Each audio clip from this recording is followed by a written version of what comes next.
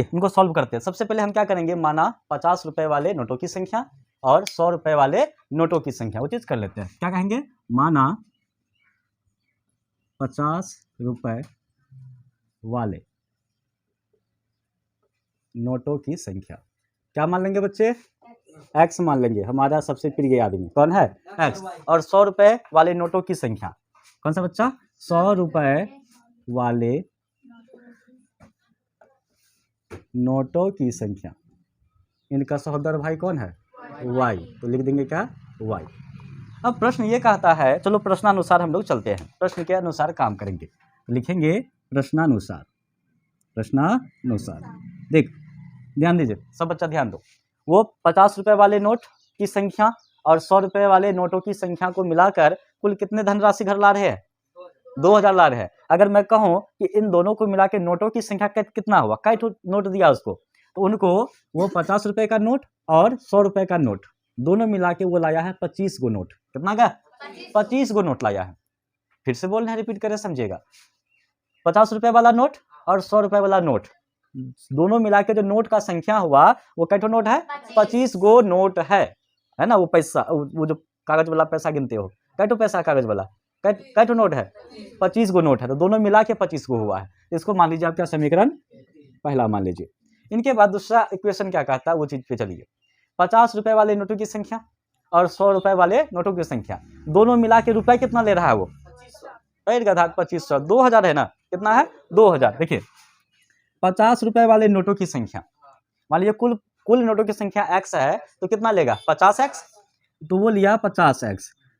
100 रुपए वाले नोटों की संख्या कुल क्या माने हैं, y, तो कुल कितने नोट लाएंगे, 100y।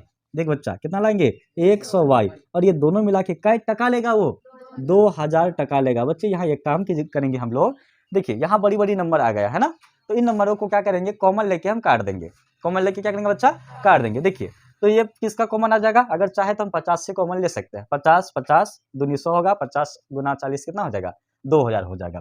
तो हम देखो 50 से कॉमन ले लिए, तो यहाँ 50 से इसको निकाल दिया, क्या बचा, x बचा, 50 दूनी 100, तो यहाँ कितना होगा 2y बराबर 2000, ये होगा ना बच्चे।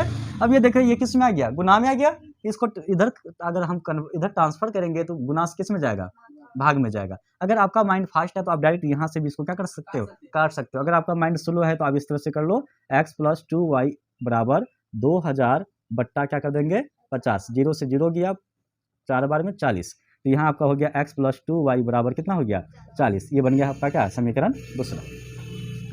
अब चलो हमने आपसे बोला क्या, इसको कौन सा विधि से सॉल्व करेंगे, विलोपन विधि से। तो विलोपन विधि का रूल्स क्या होता है, किसी भी एक चर को आप क्या करो, कैंसिल आउट करो, किसी एक चर को क्या करेंगे बच्चा, हटाएंगे, काटेंगे। तो अब देखेंगे सबसे पहले हमारे पास समीकरण एक क्या है, x + y, x में व्यंजक कितना है 1 और y में व्यंजक कितना है 1। यहाँ भी देखिए, यहाँ x में व्यंजक क्या है और यहाँ क्या है 2 है, तो आसान किसको है काटना, x को काटना। तो हम कह देंगे क्या, समीकरण 2 में किसको घटाने पे, 1 को घटाने पे हम लिखेंगे क्या, यहाँ पे समीकरण 2 में से 1 को घटाने पर। तो समीकरण 2 हमारा क्या है, समीकरण 2 है हमारा x +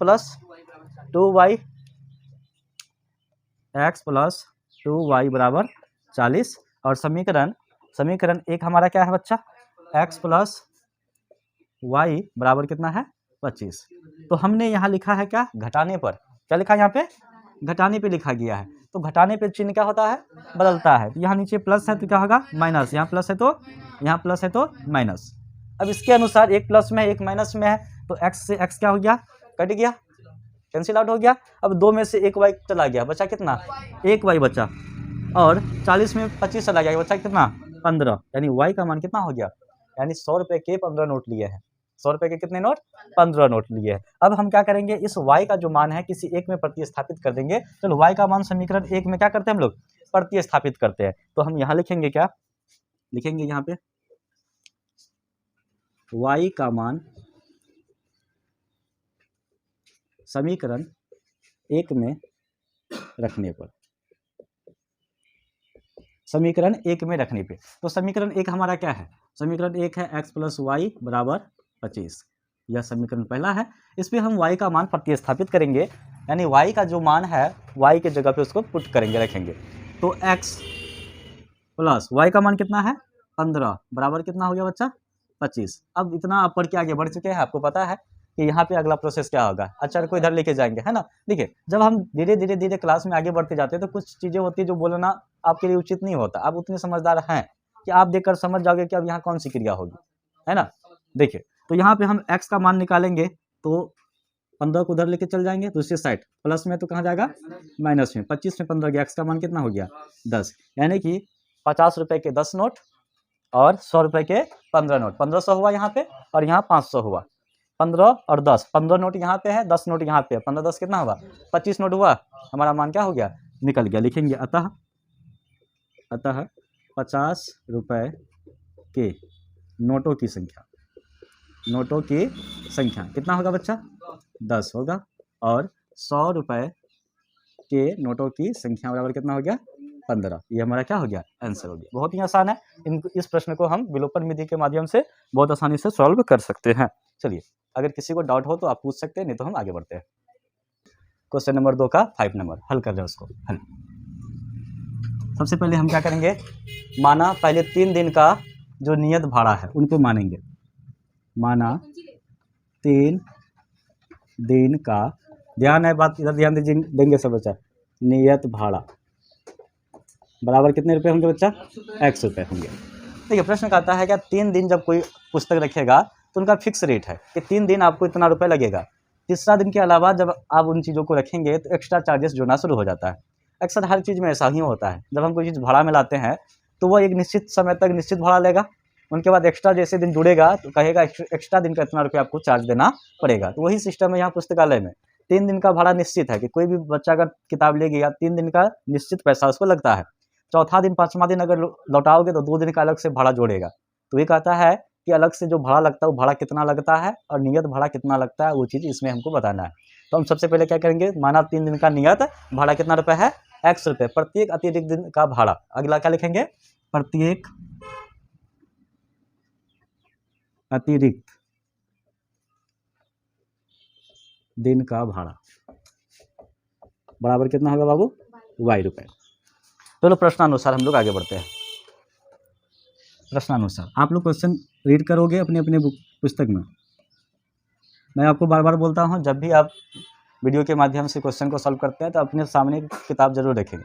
क्वेश्चन को बार बार पढ़िए, जितना बार क्वेश्चन पढ़ेंगे आपका माइंड उतना ज़्यादा एक्टिव होगा, सॉल्व करने में आसानी होगी। सिर्फ वीडियो सोल्यूशन देख लेने से आपको कुछ नहीं होने वाला है।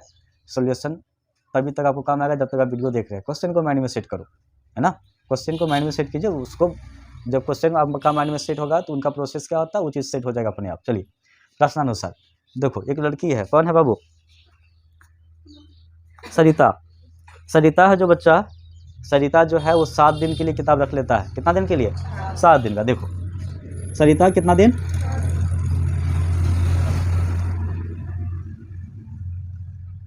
सरिता नाम की एक लड़की है, वो 7 दिन के बाद पुस्तक लेके आती है, यानी उसके पास पुस्तक कितना दिन आता है 7 दिन। देखो इसको किस प्रकार भाड़ा लगेगा, सब बच्चा बोर्ड पे देखेंगे। 7 दिन में 3 दिन का जो भाड़ा है वो फिक्स भाड़ा है। 3 दिन का भाड़ा कितना है फिक्स भाड़ा है, और ये 4 दिन जो एक्स्ट्रा रखी है इनको एक्स्ट्रा चार्ज लगेगा। तो फिक्स भाड़ा को हम क्या बोले हैं x बोले हैं। x जो है ये हमारा 3 दिन को दिखाता है। x कितना को दिखाता है 3 दिन को, और y जो है ये एक्स्ट्रा को दिखा रहा है। तो एक्स्ट्रा कितना दिन हुआ है 4 दिन ना। तो इनको यह जो रखा है 3 दिन का तो नियत भाड़ा इसको लगेगा। 7 दिन का अगर इसका भाड़ा का बात करें कि जो सरिता है वो जब वो किताब को जमा करने जाएगी तो उनको 7 दिन का भाड़ा देना है। तो कहेगी सर कि 3 दिन का तो निश्चित भाड़ा था, ये 3 दिन का भाड़ा लीजिए और ये 4 दिन जो हम एक्स्ट्रा रखे हैं उस एक्स्ट्रा का भाड़ा लीजिए। ठीक है, तो 3 दिन का तो निश्चित भाड़ा देगी वो x रुपये, और 4 दिन का वो अतिरिक्त भाड़ा देगी यानी 4y देगी। वो 1 दिन का अतिरिक्त कितना है y रुपये, तो 4 दिन का अतिरिक्त कितना हो जाएगा 4y होगा। तो प्रश्नानुसार हम चलते हैं, सरिता जो है वो 3 दिन का नियत भाड़ा देगी और 4 दिन का एक्स्ट्रा भाड़ा देगी। 4 दिन का क्या करेगी अतिरिक्त भाड़ा देगी, और सब मिला के वो पेमेंट कितना किया है 27 रुपये का पेमेंट किया है। ये क्या है ना, देखेंगे क्वेश्चन में आप लोग 27 रुपये का क्या किया है पेमेंट। सरिता है, दूसरा नाम क्या है बाबू सुशी। अब सुशी नाम की लड़की है, वो कितने दिन के लिए रखी है किताब 5 दिन के लिए रखी है। तो सुशी जो है 5 दिन के लिए किताब को रखती है। 5 दिन में 3 दिन तो निश्चित वाला भाड़ा लगेगा उसको और 2 दिन उसको अतिरिक्त भाड़ा लगेगा। तो निश्चित भाड़ा को हमने x माना है और 1 दिन का अतिरिक्त भाड़ा y रुपए, तो 2 दिन का कितना हुआ 2y टका। 1 दिन का y टका तो 2 दिन का 2y टका। तो सुशी जो है उसको 3 दिन का निश्चित भाड़ा और 2 दिन का अतिरिक्त भाड़ा लगा और इस हिसाब से उसको कितना रुपए लगा 21 रुपए लगा। कोई दिक्कत नहीं। अब इस समीकरण को हम विलोपन विधि से हल कर लेंगे। समीकरण को किस विधि से हल कर लो, x और x को कैंसिल आउट करो, घटाने पे क्रिया करो, कार्य समाप्त हो जाएगा। तो हम लिखेंगे क्या, समीकरण 2 में समीकरण 1 में समीकरण 2 को क्या करने से, घटाने से। लिखेंगे समीकरण 1 में से समीकरण 2 को घटाने पर समीकरण आपका क्या है, देखिए समीकरण आपका क्या है, पहला नंबर यह समीकरण आपका 1 है और यह समीकरण आपका क्या है 2 है। समीकरण 1 है हमारा बच्चा x प्लस 4y बराबर कितना 27। दूसरा है हमारा x प्लस 2y बराबर 21। हमने बोला क्या, घटाने पर, क्या करने पे बच्चा, घटाने पर। तो घटाने पे क्या होगा, चिन्ह बदलेगा, प्लस है तो माइनस, प्लस है तो माइनस, प्लस है तो माइनस। x से x क्या हो गया, कट जाएगा, 4 में 2 गया, कितना बचेगा 2y, 27 में किस गया, कितना बचा 6 और y बराबर कितना हुआ 6/2, काट के कितना आ जाएगा 3 आ जाएगा। यानी कि प्रत्येक दिन का अतिरिक्त भाड़ा कितना था, 1 दिन का 3 टका लग रहा था, 1 दिन का कितना लग रहा था 3 टका। देखो y का मान निकल गया। अब इस y का मान आप क्या करो, किसी समीकरण में रख देंगे तो आपको निश्चित भाड़ा पता चल जाएगा। चलिए y का मान रख देते हैं, y का मान समीकरण 1 में रखने पर समीकरण 1 हमारा क्या है बच्चा, x प्लस 4y बराबर 27, यही है ना, कोई कन्फ्यूजन, कोई दिक्कत नहीं। अब आदि अब हो चुके हैं इनका, है ना, दिमाग में आपका यही घूमता है आजकल, इसलिए ज़्यादा दिक्कत नहीं होना चाहिए। देखिए y का मान इसमें पुट कीजिए, तो y का मान कितना है बच्चा 3 है, तो क्या होगा 4 गुना 3 बराबर 27। x बराबर यहाँ कितना 12, 12 को उधर लिख जाएंगे, कितना होगा 27 माइनस 12, x बराबर कितना होगा बच्चा, बोलिए 15। यानी जो नियत भाड़ा था 3 दिन का फिक्स भाड़ा था 15 टका लगेगा, 3 दिन का कितना टका 15 टका और हर एक दिन का 3 टका। तो इस हिसाब से देखो उनको 15 टका यहाँ लगा, 3, ये x क्या है 3 दिन को दिखा रहा है ना, यहाँ पे देखिए समीकरण में x जो है ये दिखा रहा है नियत भाड़ा को, यानी 3 दिन का भाड़ा, तो यहाँ पे लगा उसको 15 रुपए, 4 दिन का भाड़ा लगा उसको, 4 दिन का, 1 दिन का 3 टका तो 4 दिन का 12 टका, 15 12 बराबर कितना होगा 27 हो गया। हमारा मान क्या है, बिल्कुल सही है, ठीक है। तो ये हमारा आंसर हो गया। आप यहाँ पे इसको लिख सकते हैं, यहाँ पे लिख सकते हो, अतिरिक्त प्रत्येक दिन का अतिरिक्त भाड़ा बराबर 3 रुपये और नियत भाड़ा बराबर 15 रुपये, ये हमारा क्या हो जाएगा आंसर होगा। नीचे आप इनको लिख लीजिएगा, प्रत्येक दिन का अतिरिक्त भाड़ा बराबर 3 रुपये और नियत भाड़ा बराबर 15 रुपये, ठीक है। तो यहाँ पे 3.4 समाप्त होता है। इनके बाद शुरू करते हैं हम लोग वज्र गुणन के बारे में। वज्र गुणन का हम लोग आज सीखते हैं कि वज्र गुणन का प्रोसेस कैसा होता है, विधि कैसा होता है, उनको हम किस प्रकार से सॉल्व करते हैं, ठीक है। चलिए इनको आप नोट कर लेंगे, हम लोग बढ़ते हैं वज्र गुणन विधि की तरफ।